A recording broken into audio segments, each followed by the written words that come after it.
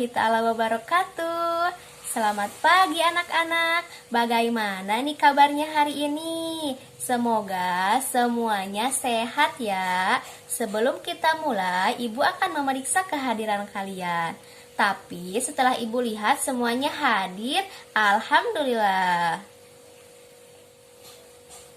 Sebelum kita mulai, pastikan kalian sudah menyiapkan buku tulis dan alat tulis kalian. Jangan lupa duduk rapi di tempatnya masing-masing ya. Ibu ingin semua fokus karena kita akan belajar hal yang menarik hari ini. Saja sih yang bisa kita temukan di lingkungan kita? Ayo, apa aja? Nah, betul sekali. Ada tumbuhan, hewan, bahkan benda mati seperti tanah dan air. Nah, hari ini kita akan belajar lebih dalam lagi tentang apa itu lingkungan biotik dan abiotik. Apa itu ya? Yuk kita cari tahu bersama-sama. Baik, kita mulai. Bismillahirrahmanirrahim. Selamat pagi semuanya. Semoga anak-anak sekarang siap ya untuk pelajaran PLH. Ini apa saja sih yang akan kita pelajari di mata pelajaran PLH? Kita akan belajar mengenai pengertian lingkungan biotik dan abiotik. Selanjutnya, contoh komponen biotik dan abiotik dan fungsi dari komponen harapannya. Setelah pembelajaran ini, kalian bisa mengenali komponen lingkungan dengan baik dan memahami perannya dalam kehidupan sehari-hari. Yang pertama, pengertian lingkungan. Apa sih itu lingkungan? Lingkungan merupakan segala sesuatu yang ada di sekitar makhluk hidup yang saling mempengaruhi satu sama lain. Pokoknya segala sesuatu yang ada di luar tubuh kita itu namanya lingkungan. Selanjutnya, lingkungan terdiri dari dua komponen, yaitu lingkungan biotik dan lingkungan abiotik. Sekarang kita cari tahu apa sih lingkungan biotik dan abiotik. Apa sih bedanya kedua lingkungan tersebut? Yang pertama, lingkungan biotik, yaitu lingkungan yang terdiri dari makhluk hidup. Kemarin saat pelajaran tematik, anak-anak sudah mengetahui makhluk hidup itu terdiri dari apa saja, siapa saja ya makhluk hidup itu. Ayo, wah masih ingat, betul-betul nih. Hebat, ada manusia, hewan, tumbuhan, itu termasuk makhluk hidup. Jadi selain manusia, hewan, dan tumbuhan berarti itu bukan makhluk hidup. Nah, sekarang fungsi dari komponen biotik, yaitu makhluk hidup itu ada yang berperan sebagai produsen. Yang pertama ada produsen. Produsen itu apa sih? Produsen adalah penghasil makanan, contohnya tumbuhan hijau. Jadi, makhluk hidup yang berperan sebagai produsen itu adalah tumbuhan hijau, karena tumbuhan itu bisa menghasilkan makanan.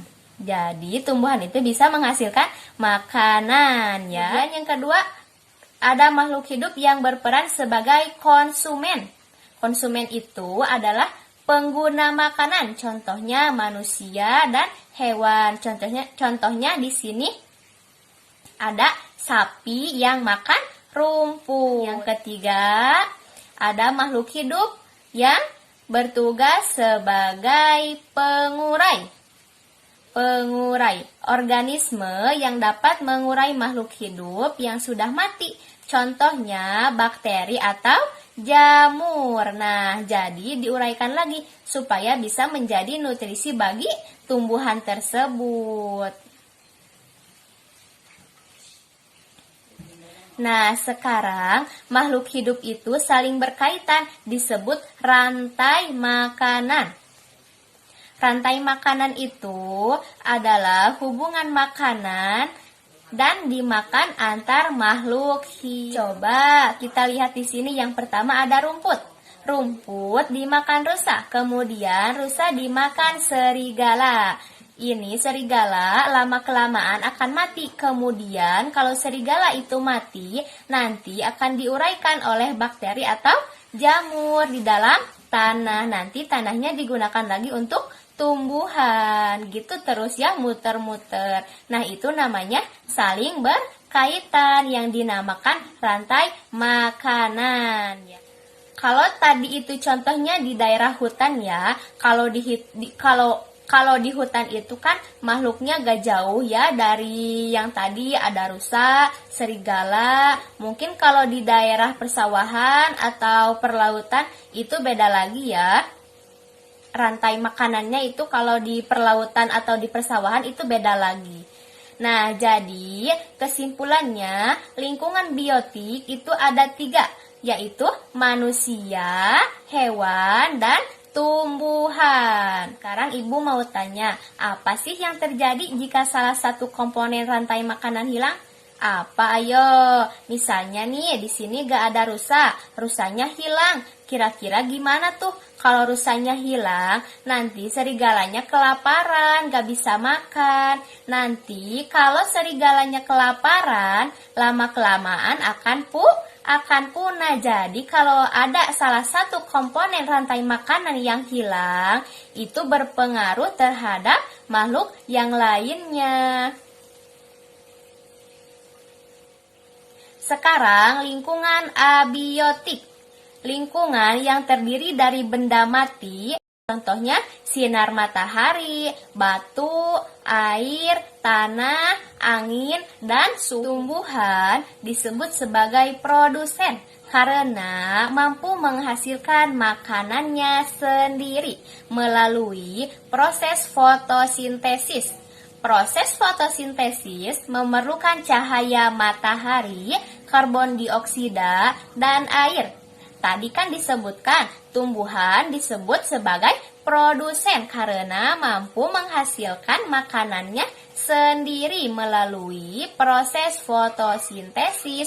Jadi tumbuhan itu adalah produsen. Produsen itu menyiapkan makanannya bagi makhluk hidup yang lain, bagi hewan, bagi manusia.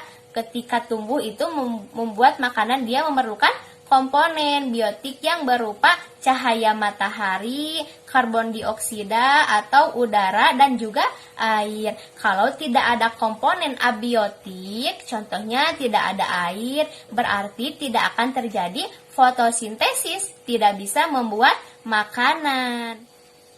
Tumbuhan sangat penting bagi manusia dan hewan karena berperan sebagai sumber makanan. Di sini ada padi. Padi yang makanannya disimpan di dalam bijinya, yaitu beras. Beras dijadikan manusia untuk makanannya dalam bentuk nasi. Terus sayuran. Ini sayuran untuk manusia dan juga hewan. Terus ada roti. Kok roti? Roti juga terbuat dari gandum. Gandum adalah tumbuhan. Jadi semua makanan yang ada di bumi ini asal muasalnya yaitu dari tumbuhan. Gabungan antara komponen biotik dan abiotik akan membentuk ekosistem.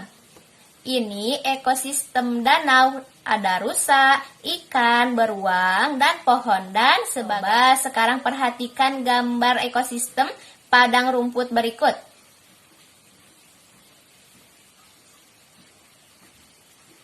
Satu, yang termasuk komponen biotik dari gambar di samping adalah apa aja sih? Ayo. Tadi komponen biotik itu adalah makhluk hidup. Nah, berarti kalau dari gambar di sini apa yang termasuk komponen biotik? Benar, ada rumput. Terus ada apa lagi? Ada kelinci, apa lagi? Ya, betul, ada gajah ya. Yang kedua, nomor 2. Yang termasuk komponen abiotik dari gambar di samping apa aja? Ayo, coba. Betul sekali, ada cahaya matahari, terus apa lagi? Ada angin, terus ada tanah. Betul sekali, hebat kalian. Yang ketiga, yang berperan sebagai produsen pada gambar di samping adalah, produsen itu apa? Produsen itu yang menghasilkan makanan. Berarti apa? Siapa? Ayo. Ya, betul. Ada rumput atau tumbuhan. Yang keempat, yang berperan sebagai konsumen pada gambar di samping adalah apa? Ayo. Ya, betul. Ada kelinci dan gajah. Anak-anak tahu tidak? Tanpa lingkungan biotik dan abiotik, kita tidak bisa hidup loh. Misalnya, kita membutuhkan air. Air itu kan termasuk komponen abiotik. Air itu untuk minum. Contohnya lagi tumbuhan. Tumbuhan itu termasuk komponen biotik. Tumbuhan itu untuk makanan ya. Mari kita simpulkan bersama-sama apa yang sudah kita pelajari hari ini. Siapa yang bisa menjelaskan apa itu lingkungan biotik dan abiotik? Ayo, angkat tangannya, siapa nih yang bisa? Bagus sekali. Jadi, lingkungan biotik adalah makhluk hidup dan lingkungan abiotik adalah benda tak hidup. Semuanya saling berhubungan. Berhubungan ya?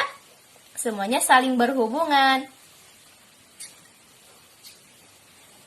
Nah, sekarang tugasnya untuk anak-anak boleh ditulis dalam bukunya masing-masing ya.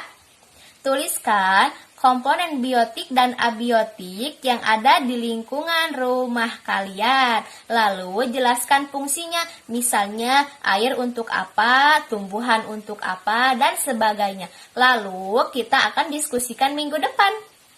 Oke?